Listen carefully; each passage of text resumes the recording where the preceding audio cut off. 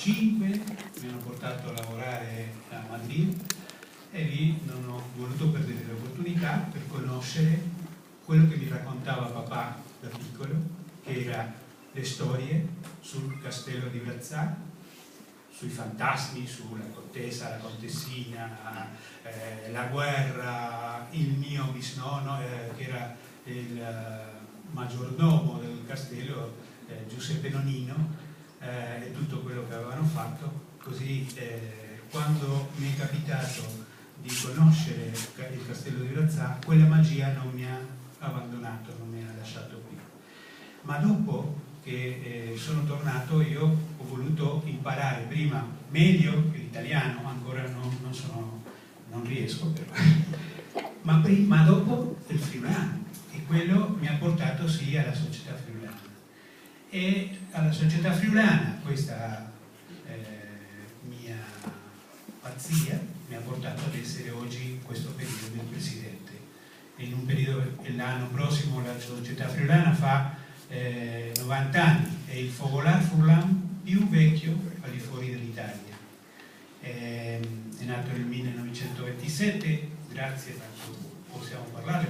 grazie a un senso di solidarietà, perché c'era una nave che si era fondata nel 1927, la principessa Mafalda, davanti alla costa del Brasile.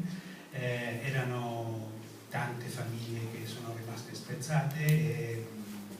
per quel senso di solidarietà si sono riuniti quei piccoli gruppi di friulani e hanno fatto quello che in quell'epoca si chiamava la Famiglia Furlani di Buenos Aires, e poi è diventata la società friulana.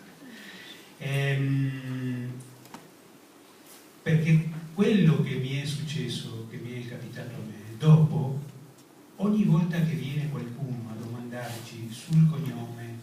su dove era nato il nonno o papà, fa un'altra volta, rinasce tutto quello, tutta quell'emozione viene un'altra volta fuori, e io mi impegno in aiutare tanto quelli che da Buenos Aires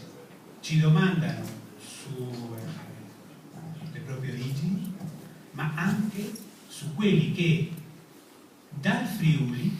ci domandano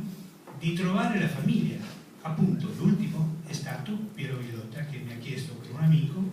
di trovare dove c'era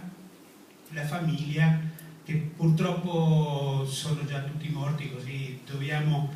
rintracciare un po' più difficilmente, però è tutto un